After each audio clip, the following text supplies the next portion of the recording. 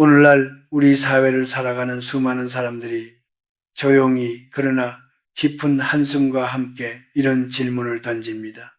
저는 평생 남에게 해끼치지 않고 법 없이도 살 만큼 착하게 살아왔는데 왜 제 인생은 이렇게 고단하고 상처투성일까요? 이 질문은 단순한 푸념이 아닙니다. 그것은 오랜 세월 축적된 삶의 피로이자 선함을 믿고 살아온 사람들의 집단적인 고백에 가깝습니다. 100년이 넘는 시간을 살아오며 수많은 인간 군상을 지켜본 제 경험에 비추어 보았을 때 세상에서 가장 깊고 오래 아파하는 사람들은 아이러니하게도 참 좋은 분이세요, 천사 같은 사람이에요 라는 말을 가장 많이 들으며 살아온 이들이었습니다. 왜 이런 역설이 반복될까요? 그 이유는 그들의 착함이 진정한 강인함에서 비롯된 선택이 아니라 거절하지 못하고 미움받는 것을 두려워하는 마음에서 자라났기 때문입니다. 우리는 어릴 적부터 착해야 사랑받는다고 배웠습니다. 양보하는 아이, 참는 아이, 말대꾸하지 않는 아이가 좋은 아이라는 이름으로 칭찬받았습니다. 하지만 그 교육은 성인이 된 이후에도 그대로 이어졌고 많은 이들이 나이가 들어서도 여전히 타인의 눈치를 보며 자신의 감정을 뒤로 미루는 삶을 당연하게 받아들이게 되었습니다. 문제는 여기서 시작됩니다. 어린 시절의 생존 전략이었던 착함이 성인의 삶에서는 족쇄가 되기 때문입니다. 마음속에서는 이미 지치고 비어가는데도 남의 기대를 채우기 위해 또다시 웃고 또다시 양보합니다. 자신의 내면은 돌보지 않은 채 말이지요. 저는 이것을 착한 아이 증후군의 연장선이라고 부릅니다. 내 마음의 그릇은 텅 비어 있는데 남의 그릇을 채워주겠다고 했으니 인생이 고단해질 수밖에 없습니다. 진정한 착함이란 무엇일까요? 그것은 자신을 먼저 지킬 줄 아는 단단함에서 나옵니다. 그러나 많은 사람들이 인내와 참음을 혼동합니다. 인내는 목적을 위해 고통을 선택하는 능동적인 태도입니다. 반면 참음은 공격을 받으면서도 아무 말하지 못한 채 상처를 안으로 삼키는 수동적인 상태입니다. 무례한 말을 듣고도 웃어넘길 때 당신의 무의식은 이렇게 학습합니다. 나는 보호받을 가치가 없는 사람이다. 이것이 바로 착한 사람이 겪는 고난의 출발점입니다. 제가 아는 한 지인은 평생 가족과 친구를 위해 헌신하며 살았습니다. 누군가 돈이 필요하다 하면 가장 먼저 지갑을 열었고 힘들다는 전화가 오면 새벽까지 이야기를 들어주었습니다. 그러나 세월이 흘러 그가 병상에 누웠을 때 그의 곁을 지킨 사람은 아무도 없었습니다. 그는 제 손을 붙잡고 떨리는 목소리로 물었습니다. 제가 뭘 그렇게 잘못 살았나요? 저는 조심스럽게 이렇게 말했습니다. 당신은 사람들에게 당신을 함부로 대해도 괜찮다는 허락을 너무 오랫동안 너무 정중하게 해주셨습니다. 타인에게 선을 베푸는 일은 분명 아름답습니다. 그러나 그 선함이 나를 소진시키고 나의 평온을 무너뜨린다면 그것은 더 이상 선이 아닙니다. 그것은 자기 희생을 넘어선 자기 방치이자 조용한 자기 학대입니다. 특히 인생의 중반을 넘어섰다면 이제는 깨달아야 합니다.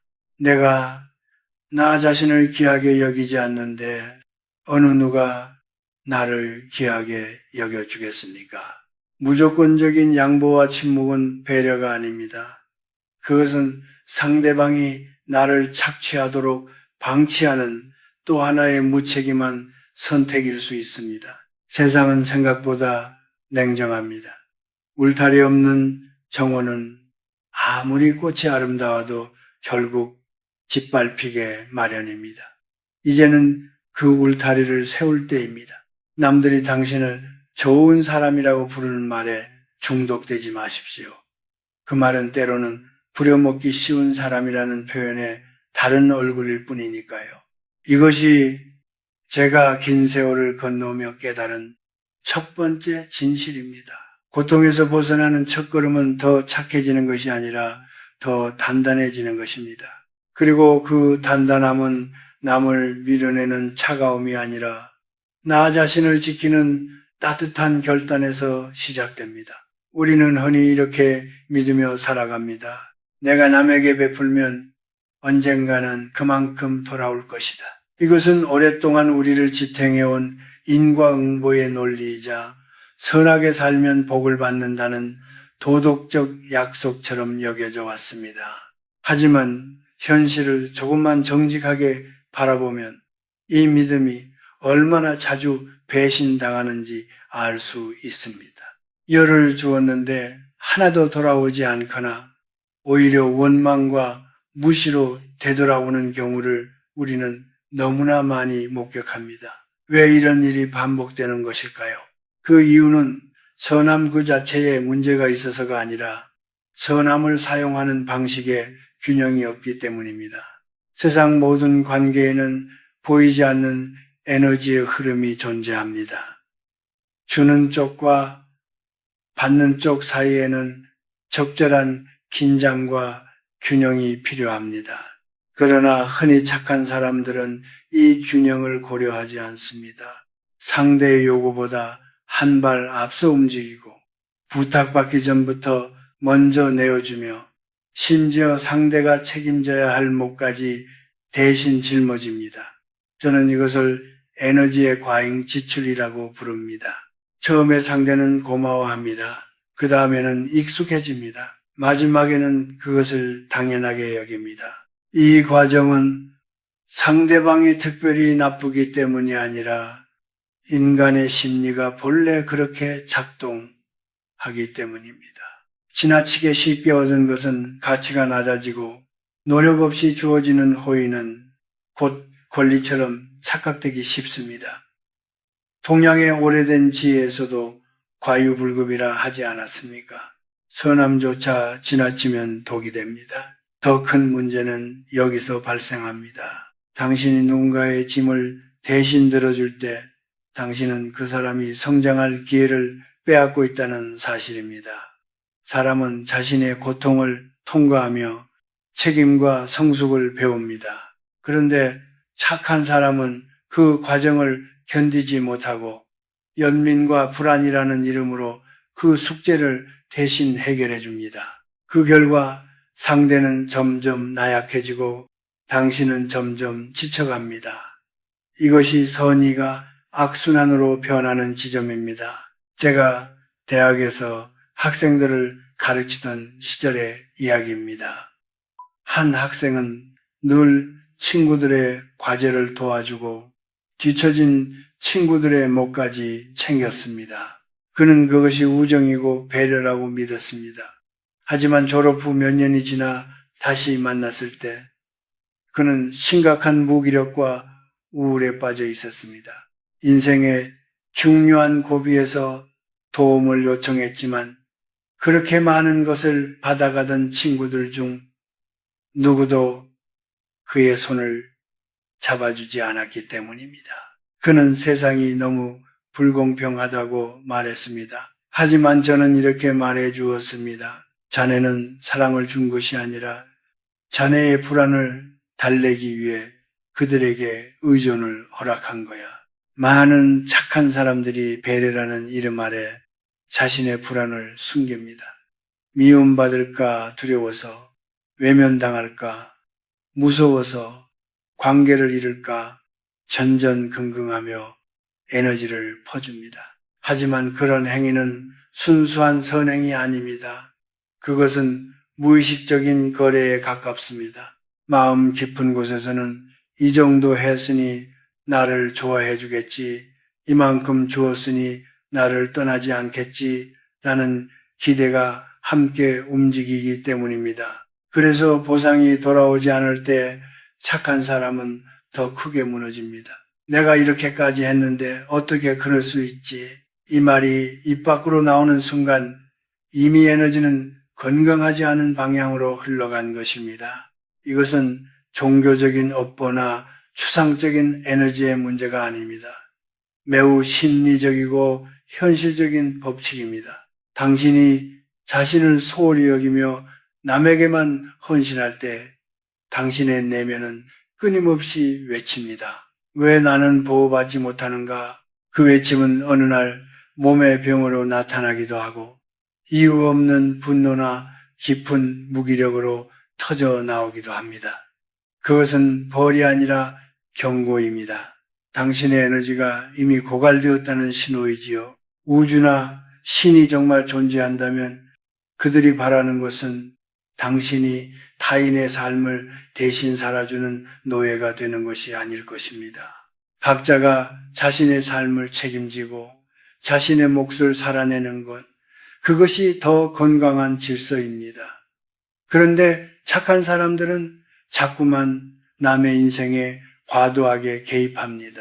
그 결과 상대도 망가지고 자신도 망가집니다. 인생의 중반을 넘어서면 이제는 방향을 바꿔야 합니다. 밖으로만 흘러가던 에너지를 거두어 안으로 돌려야 할 때입니다. 내가 충만해질 때에만 타인에게 건네는 선함도 맑아질 수 있습니다. 비어있는 잔에서는 결코 깨끗한 물이 넘칠 수 없기 때문입니다. 당신이 먼저 채워지는 것, 그것이 이 질서 속에서 가장 이기적인 선택이 아니라 가장 지혜로운 선택임을 이제는 받아들여야 할 때입니다. 살다 보면 어느 순간 설명하기 힘든 허무와 배신감이 동시에 밀려오는 시기가 찾아옵니다. 특히 인생의 중반을 넘어서는 시점, 많은 이들이 이렇게 말합니다. 나는 평생 가족을 위해 살았고 조직을 위해 희생했고 사람들에게 최선을 다했는데 왜 지금의 나는 이렇게 외롭고 하찮아진 느낌일까? 이 감정은 단순한 외로움이 아닙니다. 그것은 내가 쌓아온 선함과 헌신이 정당하게 대우받지 못했다는 깊은 존재론적 상처입니다. 그리고 이 상처는 유독 착한 사람들에게 더 날카롭게 찾아옵니다.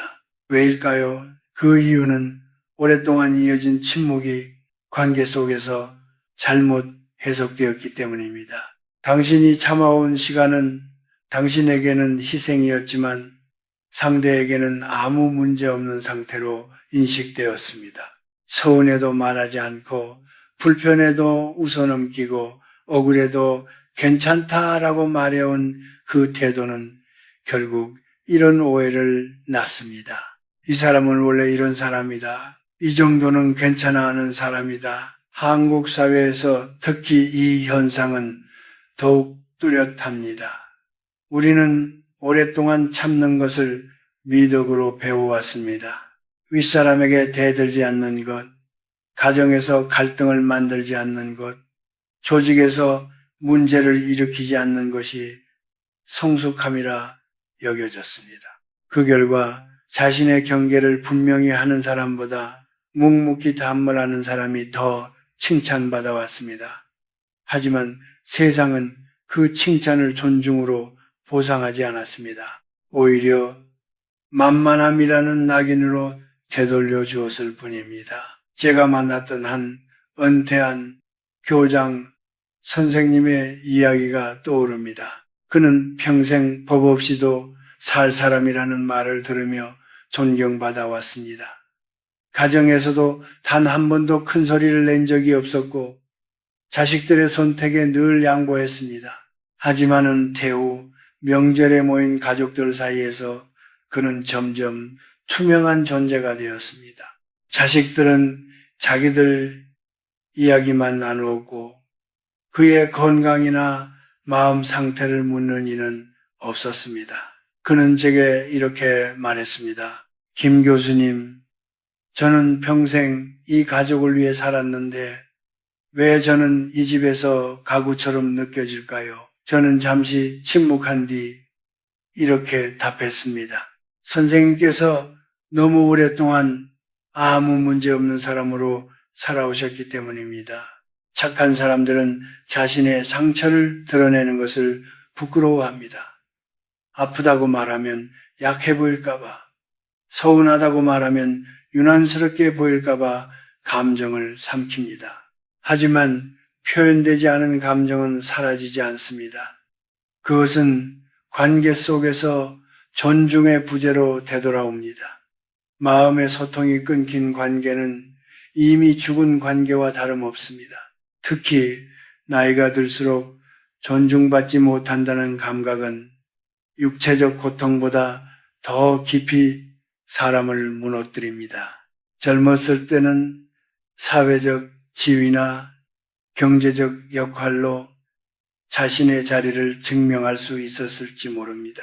하지만 그런 외적 장치들이 하나둘 사라지는 시기에는 오로지 나는 어떤 대우를 받는 사람인가 라는 감각만이 자신을 지탱합니다. 그런데 평생 남의 기준에 맞추며 살아온 이들에게는 그 자존감의 근육이 충분히 발달해 있지 않습니다. 그 결과 고독이 찾아옵니다. 혼자 있는 고독이 아니라 버려졌다는 감각에서 오는 고독입니다. 이 고독은 우울과 분노, 무기력으로 모습을 바꾸어 당신의 마음을 잠식합니다. 하지만 이 감정은 벌이 아닙니다. 당신의 영혼이 보내는 마지막 신호입니다. 이제는 남을 위해 사는 삶을 멈추고 나를 좀 바라봐 달라는 간절한 호소인 것입니다. 인생의 후반전은 지금까지 살아온 방식의 총결산입니다.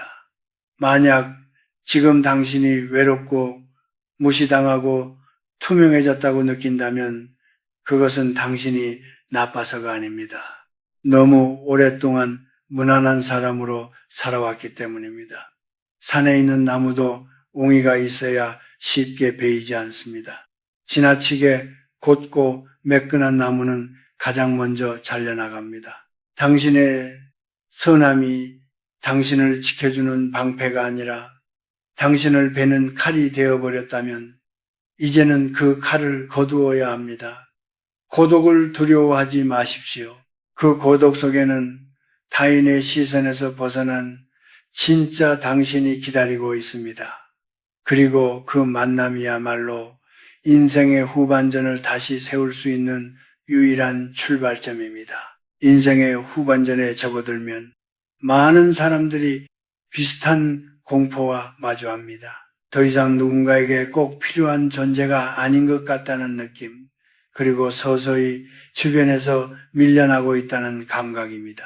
젊은 시절에는 바쁨과 책임이 그 불안을 가려주었지만 50세를 넘기며 삶의 속도가 느려질수록 그 공백은 더욱 선명해집니다. 이 시기에 착한 사람들은 특히 더 깊은 혼란에 빠집니다.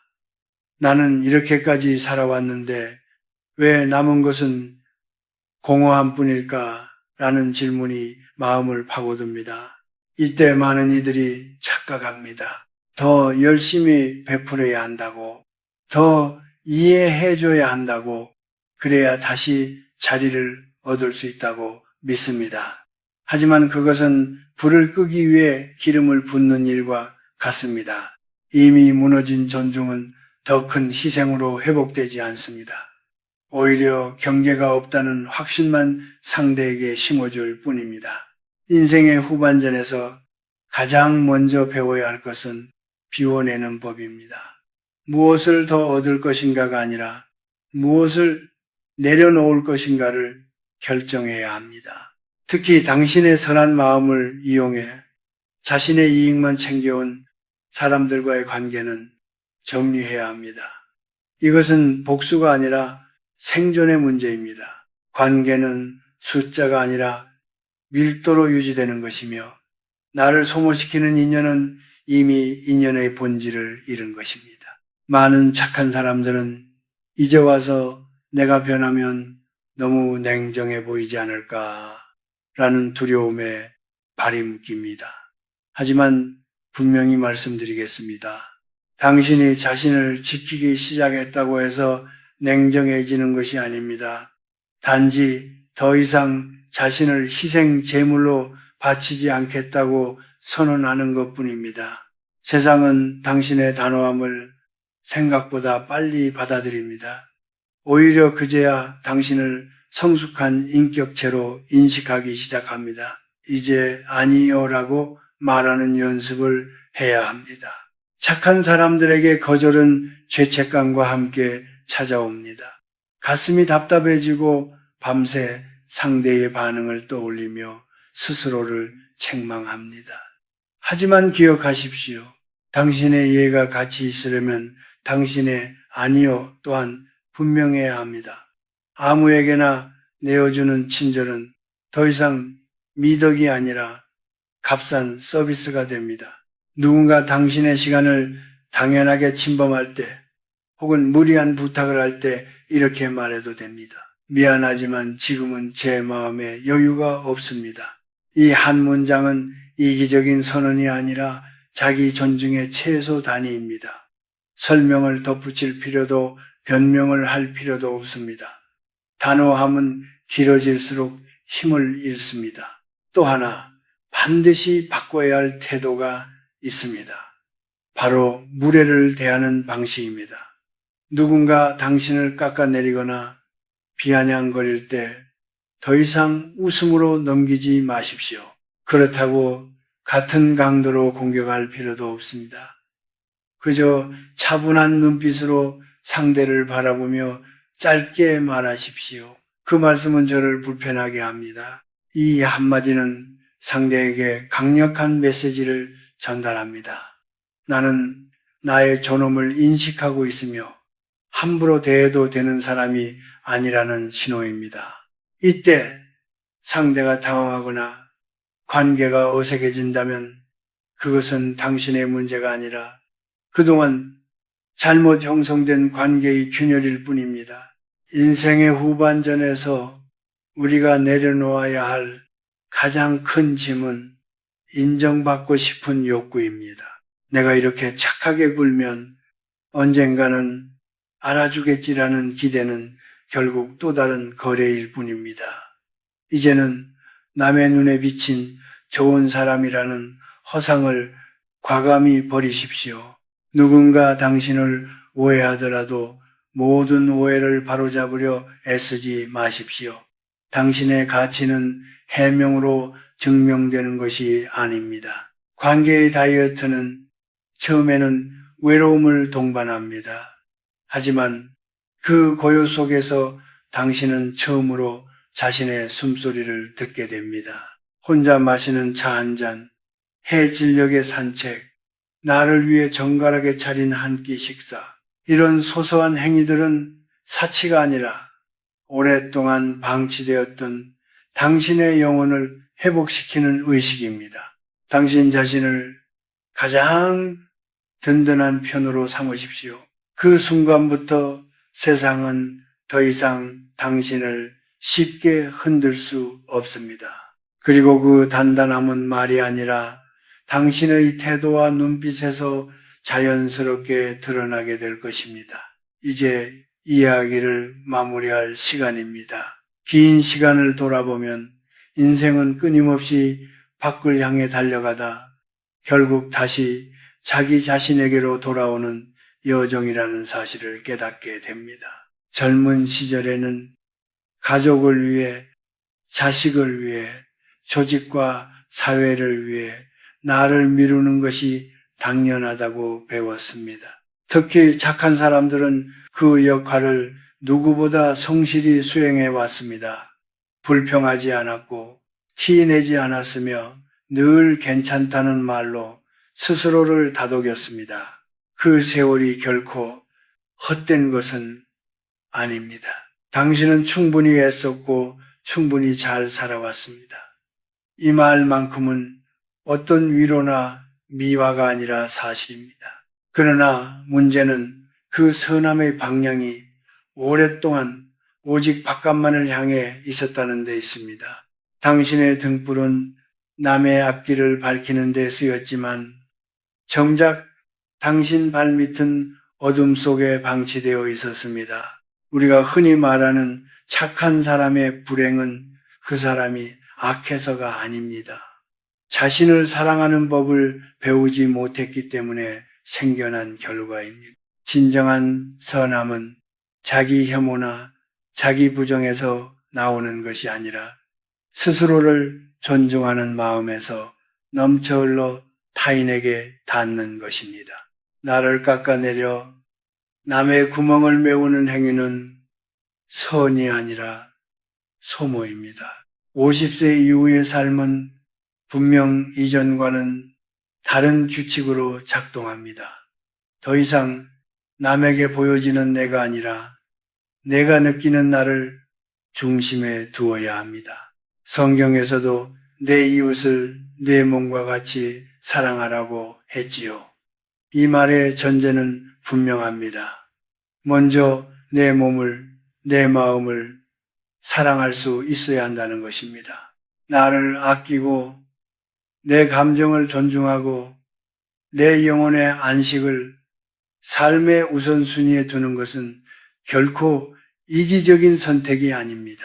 그것은 이 세상이 당신에게 맡긴 가장 소중한 존재, 바로 당신 자신에 대한 책임을 다하는 일입니다. 이제는 분명히 선을 그으십시오. 무례한 이들에게는 침묵으로 경계를 세우고 고마움을 모르는 이들에게는 더 이상 에너지를 쏟지 마십시오. 그리고 그렇게 아낀 시간과 마음을 당신의 삶으로 되돌리십시오. 혼자 마시는 차 한 잔의 여유, 해질녘의 조용한 산책, 스스로에게 건네는 그동안 참 잘 살아왔다는 한마디의 위로, 이런 작고 소박한 순간들이 쌓여 당신의 후반 인생을 단단하고 아름답게 빛내줄 것입니다. 인생의 후반전에서 가장 위대한 승리는 남에게 인정받는 것이 아닙니다. 내 마음의 평안을 지켜내는 것입니다. 당신이 평온해질 때 세상 또한 더 이상 당신을 함부로 대하지 못합니다. 말없이 드러나는 단호함, 조용히 풍기는 인격의 향기는 어떤 설명보다 강한 힘을 가집니다. 사랑하는 여러분, 이제는 남의 행복을 위해 당신의 눈물을 흘리지 마십시오. 당신은 누군가에게 쓸모있기 때문에 가치 있는 존재가 아니라 존재 그 자체로 이미 충분히 귀하고 아름다운 사람입니다. 당신의 선함이 더 이상 고통의 이유가 되지 않기를, 오히려 당신의 삶을 지탱하는 단단한 뿌리가 되기를 진심으로 바랍니다. 평안하십시오. 그리고 이제는 오직 당신 자신을 위해 미소 지으십시오.